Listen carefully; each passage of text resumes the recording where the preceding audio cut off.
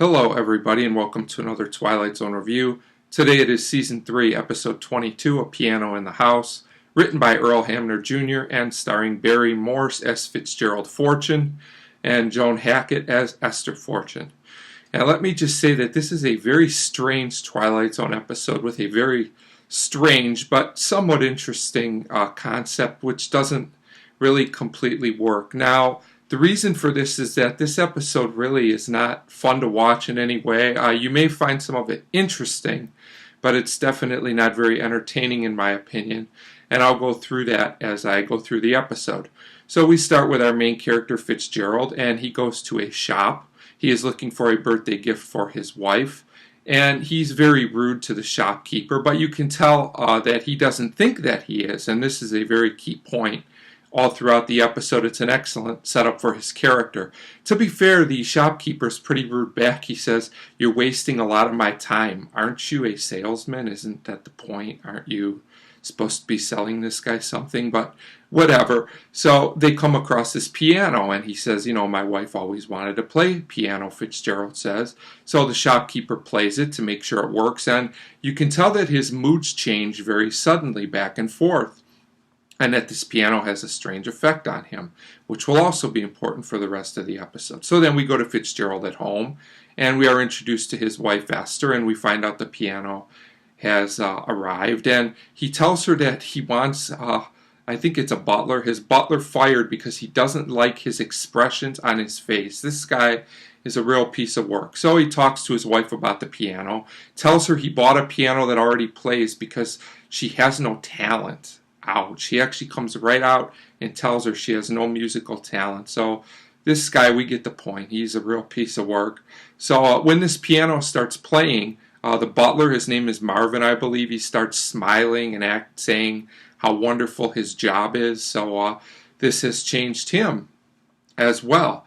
So, at this point, Fitzgerald talks about how people have two faces, the real one and one that's hidden behind them, and he finds this to be an interesting concept, but not really for the right reasons, as we'll find out very soon. So the piano plays again, and Esther tells off Fritz. She tells him, about what she really thinks of him, and he figures out at this point what this piano does, and he says he's going to have a lot of fun with it tonight at her birthday party, and we can kind of figure this guy's not going to use this for good purposes. So a man named Greg comes in. He's the first guest to arrive. I guess he's early or something. I don't know.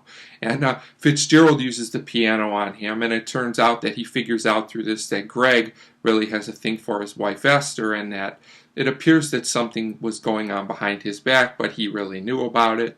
So Fitzgerald, uses the piano to get this information, and his wife Esther says, don't use it anymore tonight. But of course Fitzgerald's really excited about continuing to use this piano. So another guest arrives. Her name is Marge, and Fitzgerald comments on her weight. This guy is really, really nasty. And, so then some other guests arrive, and Fitzgerald says, "We're going to play a game that, at your people's intellectual level." Ouch, really. And, he says, "Do I have a volunteer for this game?" And nobody volunteers. So he picks on Marge, someone he clearly thinks is an easy target. And he plays the piano, and, of course, this brings out some of her inner thoughts. She says her name is Tina, and she always wanted to dance, and she starts dancing. And this is pretty painful to watch. I mean, the others laugh at her, which I don't really understand. I guess that's their inner voice telling them that they would laugh, even though it's not a very nice thing to do. And then the woman gives more of her thoughts, and Fitzgerald just keeps embarrassing her. And the look on this guy's face, you can tell he's actually enjoying this woman's pain. He starts laughing, and Marge is just really upset about this. So then, at this point, everybody realizes what they've done. They don't look too happy anymore. They realize, this really was a very bad joke. It wasn't a fun game. But Fitzgerald keeps going. He just can't help himself. He says he's going to conjure up the devil. And, when he plays, whoever it is will be revealed. Well, I think we can see by this point where this is going. Of course, he starts playing, and it is him that has all his inner demons, so to speak, come out. He talks about how he's just like a little boy. He's afraid of people. he can't embrace the world, and that's why he does all these things, like as a defense mechanism. He degrades himself, and everybody decides to leave, seeing, what this guy really is, including his wife Esther, who leaves with Greg. I would say she's probably gone for good. This guy loses it. He starts, throwing over tables and stuff.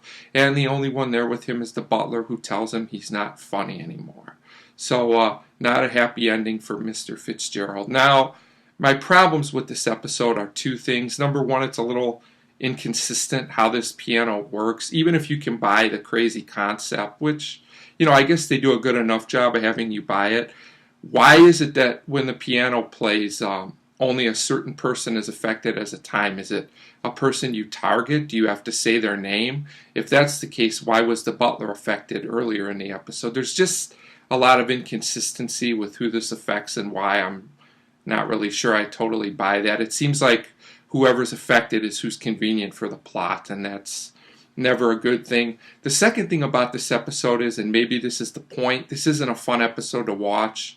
To me, it's not fun to watch people be degraded. I mean, yeah, Fitzgerald deserves it at the end, but the other people, I get that that's the point of the episode, but it's just not entertaining to watch.